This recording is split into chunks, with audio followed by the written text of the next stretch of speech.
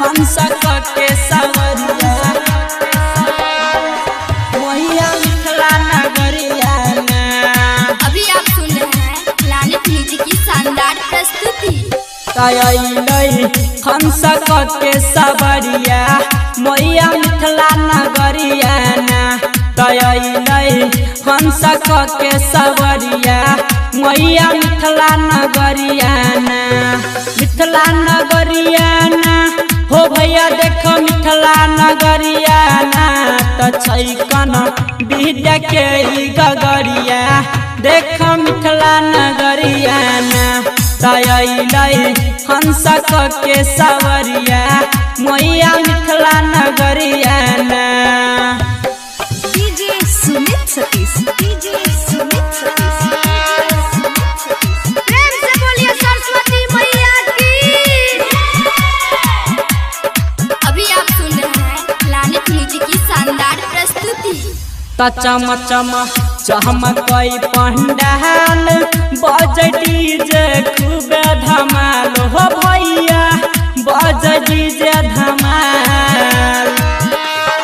चम चम चमकई पंडाल बज डीजे खूब धमाल हो भैया बज डीजे धमाल।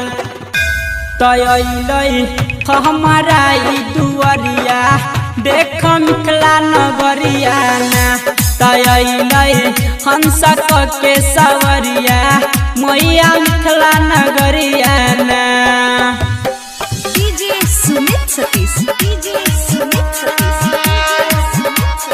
प्रेम से बोलिए सरस्वती मैया की। Music director Kishan Raj.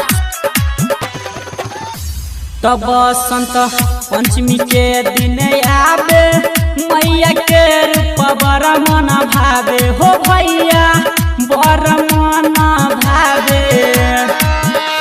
तब बसंत पंचमी के दिन आवे मैया के रूप बड़ मन भावे हो भैया बड़ मन भावे। तब पूजे चहल बन के पुजरिया देखो मिथिला नगरिया ना। हंस के सवरिया मैया मिथिला नगरिया ना।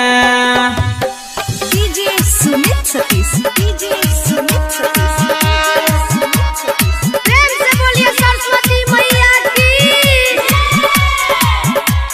Planet music Darbhanga. तक है राइटर सोना कुमारी मैया लागई बड़ दुलारी हो भैया लागई बड़ दुलारी। तक है चंदू किशन बिहारी मैया लागई बड़ दुलारी हो भैया कहे सुमन बिहारी। रमन जी कह फेरत नजरिया देख मिथिला नगरिया ना। हंस के सवरिया मैया मिथिला नगरिया ना।